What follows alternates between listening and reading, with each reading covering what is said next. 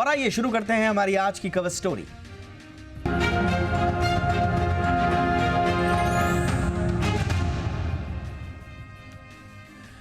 भारत की जीडीपी दूसरी तिमाही में अनुमान से काफी कम रही। जी हां, जुलाई सितंबर में देश की जीडीपी सिर्फ 5.4% की दर से बढ़ी, जबकि पिछले साल इसी दौरान 8.1% की रफ्तार से बढ़ी थी। दूसरी तिमाही में जीडीपी ग्रोथ रेट पिछले 7 तिमाही में सबसे कम है। इससे पहले की तिमाही यानी कि अप्रैल जून के दौरान जीडीपी ग्रोथ रेट 6.7% था।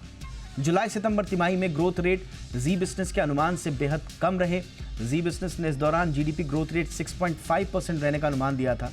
दूसरी तिमाही में जीवीए यानी कि ग्रॉस वैल्यू एडेड ग्रोथ 5.6% रही, जबकि पिछले साल 7.7% थी। इस दौरान मैन्युफैक्चरिंग ग्रोथ सिर्फ 2.2% की रफ्तार से बढ़ी है। दूसरी तिमाही में माइनिंग सेक्टर का ग्रोथ रेट -0.1% रहा। वहीं मुख्य आर्थिक सलाहकार वी अनंत नागेश्वरन ने जुलाई सितंबर तिमाही के जीडीपी आंकड़ों पर निराशा जाहिर की है। उन्होंने ये जरूर कहा है कि इसमें कुछ अच्छे संकेत भी हैं। वी अनंत नागेश्वरन ने यह भी कहा कि एग्रीकल्चर और कंस्ट्रक्शन सेक्टर में अच्छी ग्रोथ देखने को मिली है। उन्होंने कहा कि इन्वेंट्री की वजह से मैन्युफैक्चरिंग सेक्टर में गिरावट देखने को मिली है। मैन्युफैक्चरिंग की वजह से जीडीपी ग्रोथ भी धीमी रही।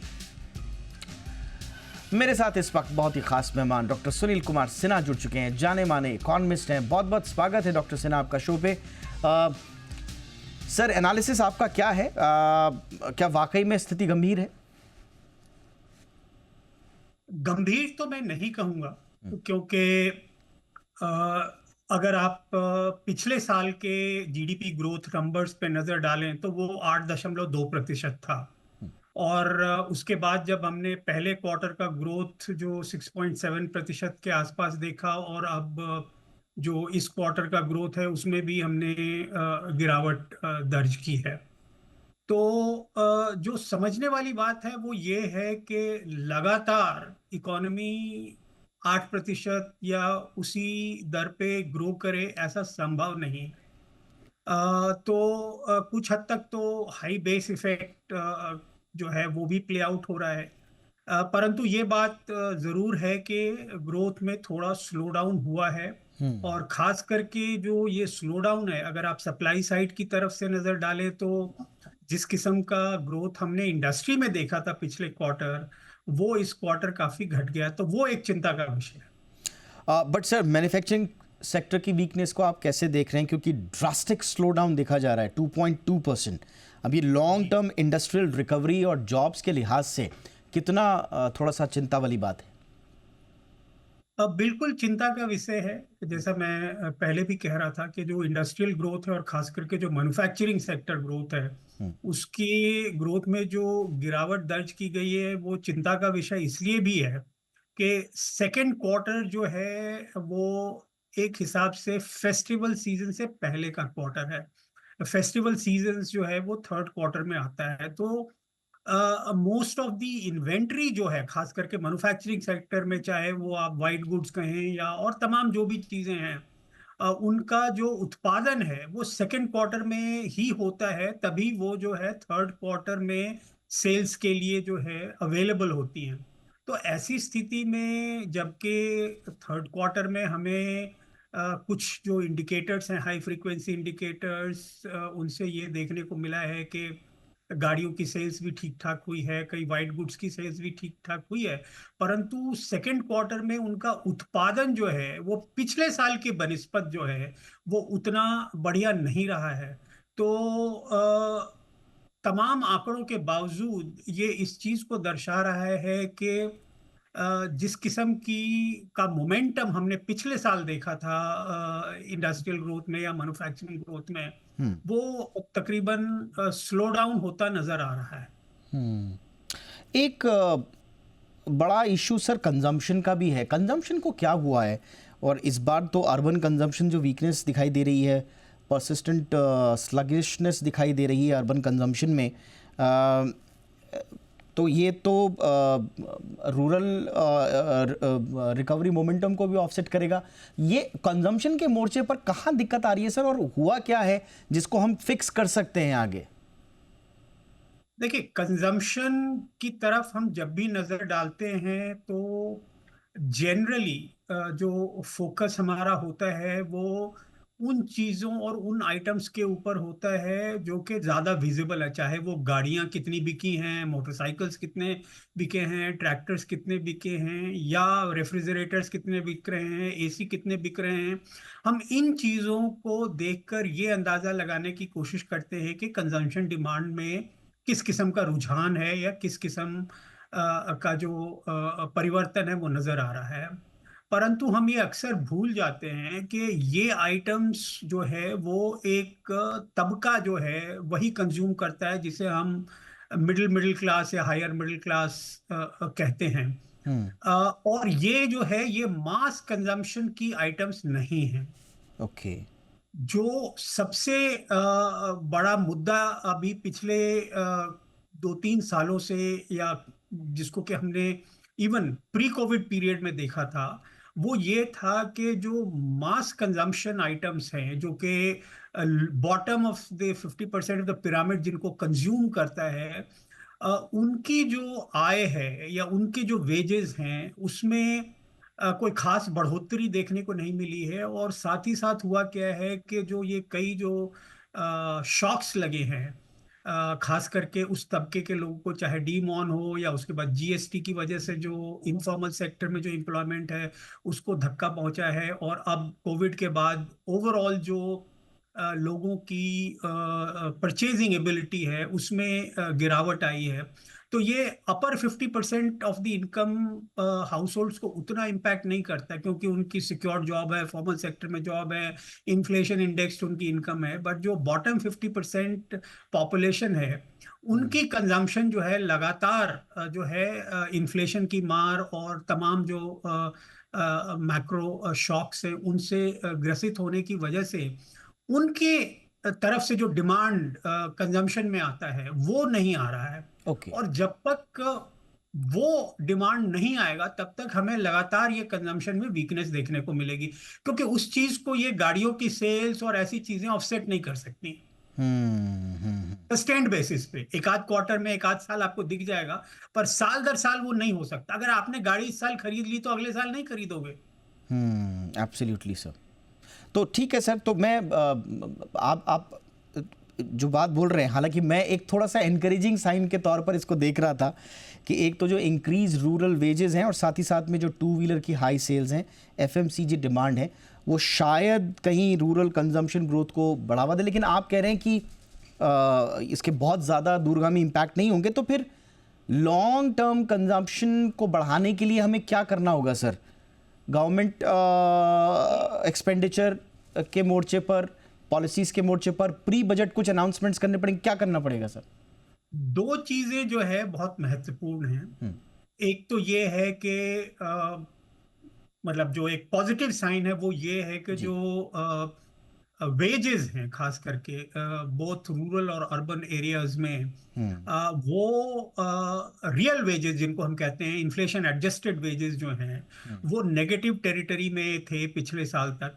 बट इस साल के पहले या दूसरे क्वार्टर में हमने देखा कि वो पॉजिटिव टेरिटरी में आ गए हैं।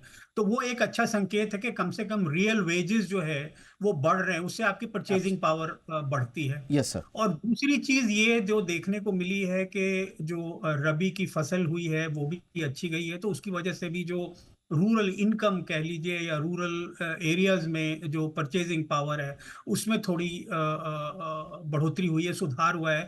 और जिसका कि कुछ हद तक रिफ्लेक्शन जो है मोटरसाइकिल सेल्स वगैरह में दिख रहा है। Yes sir. परंतु इस किस्म की जो क्वार्टरली अपटिक है वो हमने पहले भी कई क्वार्टर्स में देखा है, पर वो सस्टेन नहीं हो पाता है।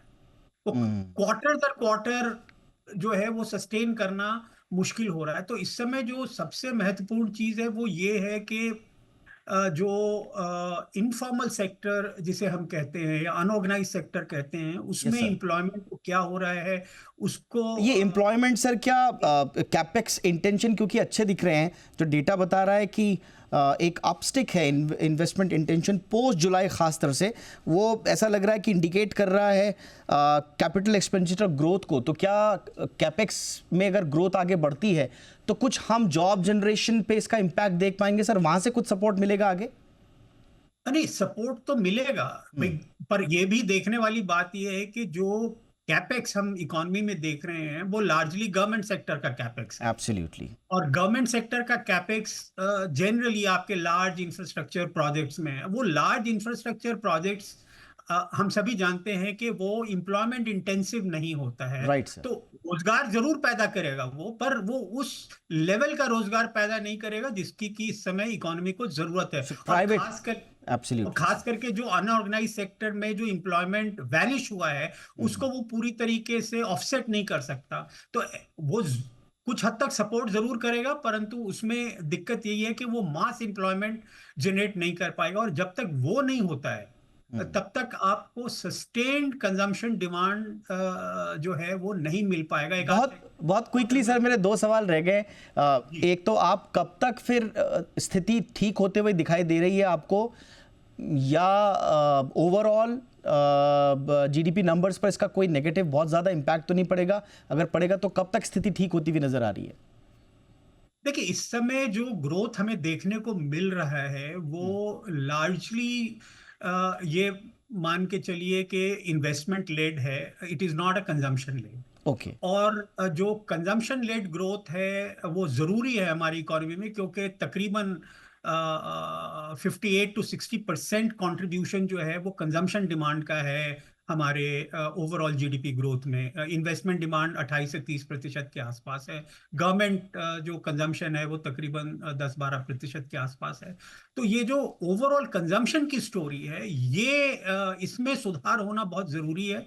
और इसी संदर्भ में मैं ये कह रहा हूँ कि जो इनफॉर्मल सेक्टर है, रूरल एरियाज है, वहां पे जो एम्प्लॉयमेंट जो है वो जनरेट होना बहुत जरूरी है। और जिस किस्म के कैपेक्स अभी हो रहे हैं उन वो एम्प्लॉयमेंट इंटेंसिव नहीं है। और हमें किस किस्म के कैपेक्स की जरूरत है, जो कि खास करके प्राइवेट अनऑर्गेनाइज सेक्टर, जिसे हाउस होल्ड सेक्टर कहते हैं, और प्राइवेट सेक्टर की तरफ से, तो उनको रिवाइव करना बहुत जरूरी है। और वो रिवाइव हो जाएंगे तो धीरे धीरे, और ये कोई मैजिक वर्ड नहीं है, इसमें समय लगे।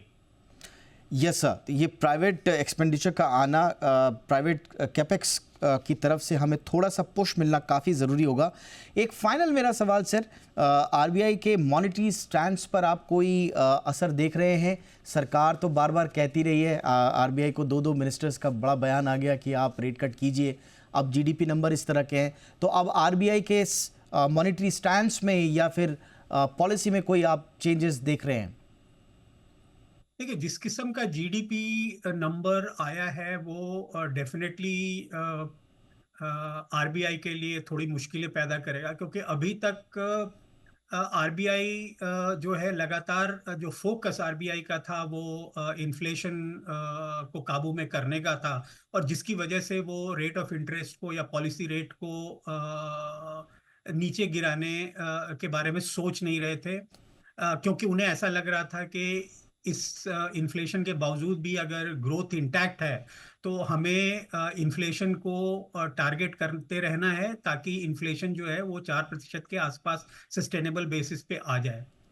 परंतु अब जब ग्रोथ में गिरावट नजर आ रही है, और अगर ये अगले 1-2 क्वार्टर में सस्टेन रहता है, तो डेफिनेटली आरबीआई को जो है एक किस्म का फिर से सामंजस्य बैठाने की जरूरत पड़ेगी, क्योंकि अल्टीमेटली इन्फ्लेशन को टारगेट करना तो जरूरी है, पर साथ ही साथ जैसा कि गवर्नमेंट लगातार आरबीआई को मिसिव दे रही है कि भाई आप ग्रोथ की तरफ भी ध्यान दीजिए, क्योंकि अगर ग्रोथ नहीं होगा तो फिर ये सारी जो मुश्किलें हैं इकोनॉमी की जी, वो दूर होती नजर नहीं आएंगी। Absolutely sir. अब चांसेस तो गवर्नमेंट के पास अभी बहुत ज़्यादा कितना राहत देने के लिए स्पेस बचा हुआ है, ये एक बड़ा इम्पैक्ट होगा। बट देखते हैं, गवर्नमेंट स्पेंडिंग तो बड़ी है। जो गवर्नमेंट का जो फाइनल कंजप्शन एक्सपेंडिचर दिख रहा है वो 4.4% इन Q2 था, जो कि रिकवर हुआ है। कॉन्ट्रैक्शन था Q1 में, बट इलेक्शन रिलेटेड डिसरप्शंस की वजह से। बट बहरहाल दिशा अब आगे क्या होगी ये देखना बड़ा दिलचस्प होगा। लेकिन फिलहाल एक मुश्किल भरी स्थिति गवर्नमेंट और आरबीआई दोनों के लिए है। Thank you so much sir वक्त निकालने के लिए। सुनील कुमार सिन्हा सर, आपने जीडीपी नंबर्स पर अपना विश्लेषण दिया, थैंक यू सो मच। ये थी हमारी कवर स्टोरी। अब रुकते हैं छोटे से ब्रेक के लिए। ब्रेक के उस पार कुछ और खबरें।